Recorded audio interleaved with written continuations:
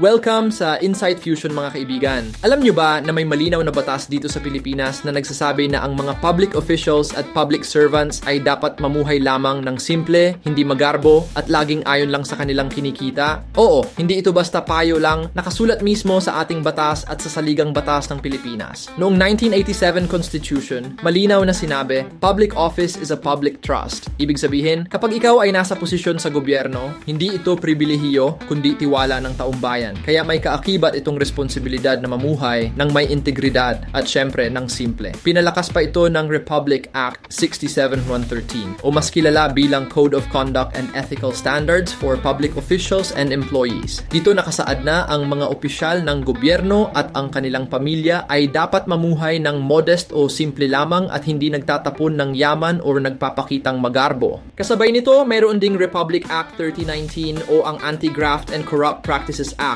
Isa sa mga mekanismo nito ay ang pag-submit ng SALN o Statement of Assets, Liabilities, and Net Worth. Dito makikita kung tugma ba ang yaman at ari-arian ng isang opisyal sa kanyang lehitimong kita.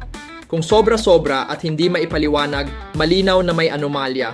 Kaya kung tutuusin, matagal nang ipinag-uutos ng batas na simple lang dapat ang pamumuhay ng mga nasa gobyerno. Hindi lang ito tungkol sa personal na lifestyle. Ito ay simbolo ng pagiging tapat at accountable sa taong bayan.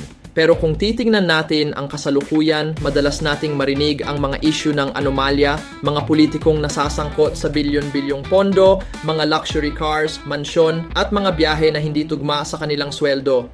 Kaya ang tanong, nasaan na ang simple at modest lifestyle na sinasabi ng batas? Kung titingnan natin mula sa pananaw ng Biblia, malinaw din ang paalala tungkol sa pamumuhay na hindi magarbo. Sa unang Timoteo 6:7 hanggang 8 nakasulat, sapagkat wala tayong dinala sa sanlibutan at wala rin tayong madadala palabas, kaya't kung tayo'y may pagkain at damit, masiyahan na tayo rito. Dito makikita na ang tunay na kasapatan ay hindi nakabase sa karangyaan, kundi sa simpleng pamumuhay at pagkakontento. Dagdag pa sa Proverbs 16:8, mas mabuti ang kaunting tinatamo na may katuwiran kaysa malalaking pakinabang na walang katarungan. Malinaw na sinasabi dito na mas mahalaga ang pagiging tapat kaysa sa pagkakaroon ng sobra-sobrang yaman na galing naman sa mali o sa pandaraya. At higit sa lahat, paalala ng Proverbs 29:2, kapag ang namumuno ay matuwid, natutuwa ang bayan, ngunit kapag masama ang namumuno, nagbubuntong hininga ang mga tao. Dito natin makikita ang kahalagahan ng katapatan ng mga leader dahil kapag ang pinuno ay tapat at namumuhay ng simple, nagiging magaan ang loob ng mamamayan.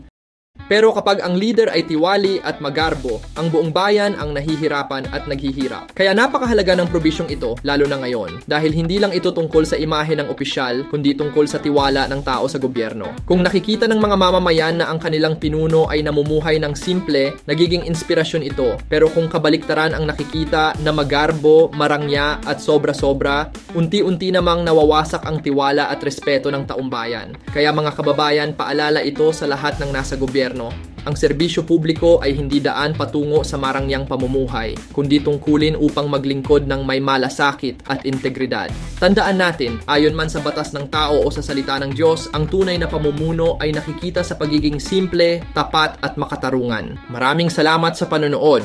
Kung nagustuhan nyo ang ganitong usapan tungkol sa batas at pamahalaan, huwag kalimutang i-like at i-share ang video na ito. Hanggang sa muli at lagi nating tandaan, ang simpleng pamumuhay at tapat na pamumuno ay tanda ng tunay na paglilingkod sa bayan.